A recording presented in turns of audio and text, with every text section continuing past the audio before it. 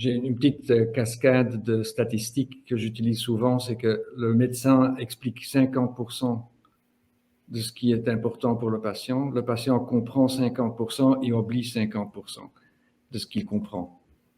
Oui, donc il y a une cascade et donc la question de savoir qu'est-ce qu'on peut faire pour une très grande partie des patients qui n'ont aucune littératie en matière de santé pour comprendre de quoi on parle avec tous ces tests, avec tous ces acronymes incompréhensibles. Qu'est-ce qu'on peut expliquer aux patients dans un contexte pareil? Oui, oui, tout à fait. Et aussi dans le fait des tests, s'il existe effectivement, au niveau de la fiabilité des tests, si effectivement il y a des tests qui peuvent être erronés, des faux positifs ou des faux négatifs, et l'impact que ça a, et on va dire le pourcentage d'échecs associés à ce genre de tests. Parce que c'est vrai que ça, souvent, il n'y a pas tellement d'informations, et les gens, au niveau de la véracité des informations, ça me semble essentiel aussi d'avoir ce genre d'informations. Parce que c'est pas anodin dans une famille d'apprendre voilà, qu'il y a des cancers génétiques. Et effectivement, ça a vraiment un poids non négligeable. Et le fait de pouvoir le faire entendre aussi auprès des praticiens, il me semble essentiel dans la façon aussi d'aborder les choses avec le patient. Je crois que c'est l'aspect humain et l'aspect de confiance dont Dr Frère parlait tout à l'heure.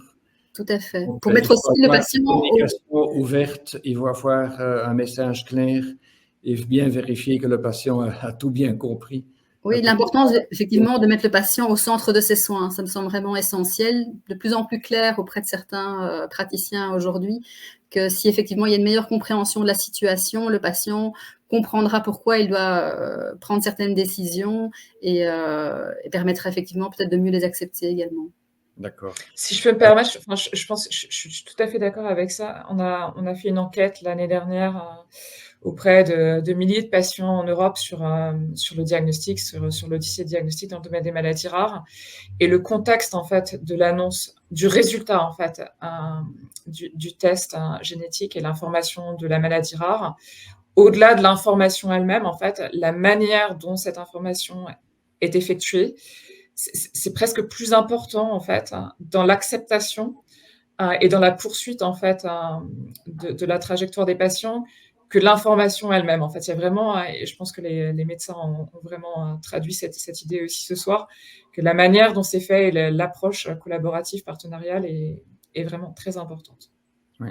D'où l'importance aussi de patients partenaires ou experts qui maintenant de plus en plus sont au sein des hôpitaux, où effectivement le médecin a la connaissance de la pathologie, mais le patient a la connaissance du comment vivre avec cette pathologie. Donc là, je pense que les gens sont de plus en plus conscients que cette expertise est maintenant au cœur de ce qui se fait au sein des hôpitaux, parce que si on réhumanise pas les soins, ben, il y a un manque de confiance et je pense que les gens, on les perd à ce niveau-là, quoi.